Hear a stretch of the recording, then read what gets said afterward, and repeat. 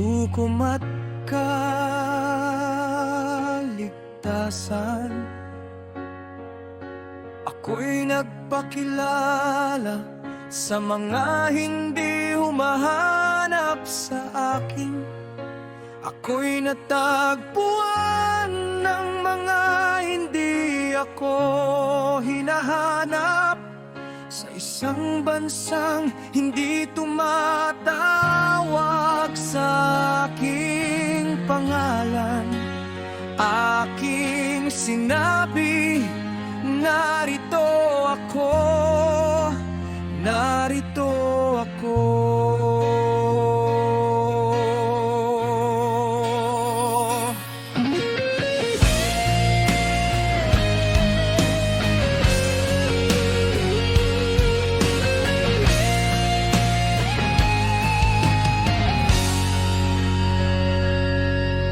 Maghapon kong iniunat ang aking mga kamay sa isang bayong matigas ang ulo,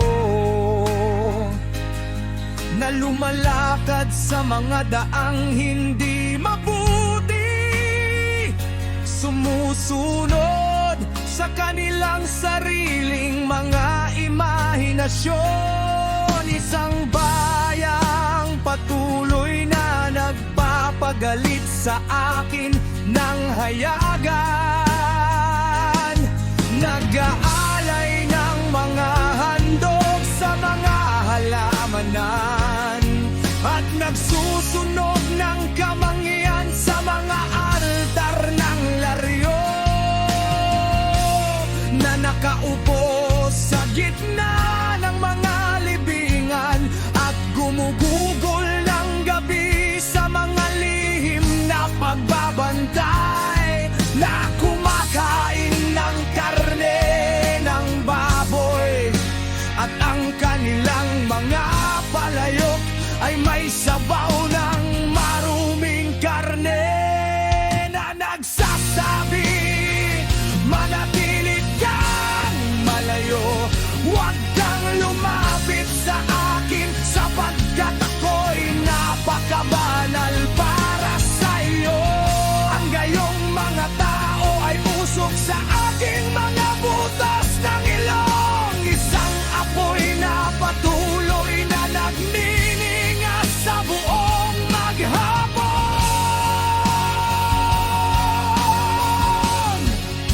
Ito ang sinasabi ng Yahweh. Narito, nakasulat ito sa harap ko. Hindi ako mananahimik, kundi ganap na gayon diyan. Ibubuhos ko sa kanilang kandungan ang kabayaran.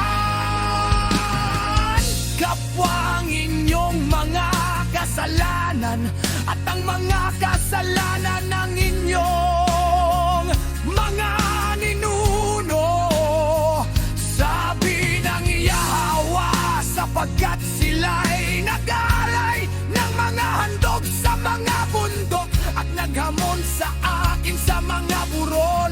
Susukatin ko sa kanilang kandungan ang buong kabayaran para sa kanilang mga naunang gawa. Ito ang sinasabi ng Yahweh, kung paanong may natitirang kagat sa isang kumpol ng ubas, at sinasabi ng mga tao, huwag ninyo itong sirain, may pagpapala pa rito, gayon din ang gagawin ko alang-alang sa aking mga lingkod. Hindi ko sila lilipulin lahat.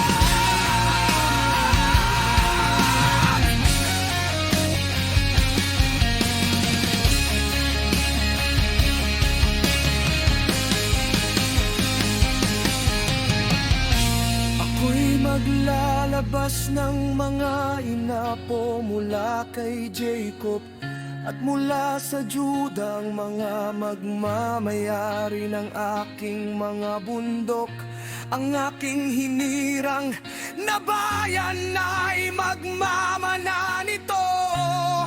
At doon maninirahan ang aking mga lingkod.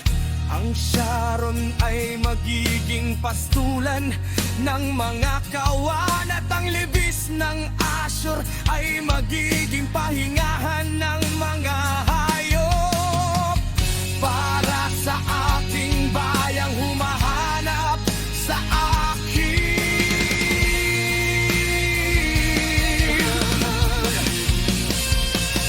Ngunit para sa inyo na nagpapabaya sa alahaya at kinalilimutan ang aking banal na bundok, na naglalatak ng hapag para sa kapalaran at nagpupuno ng mga mangkok ng halo-halong alak para sa tadhanan.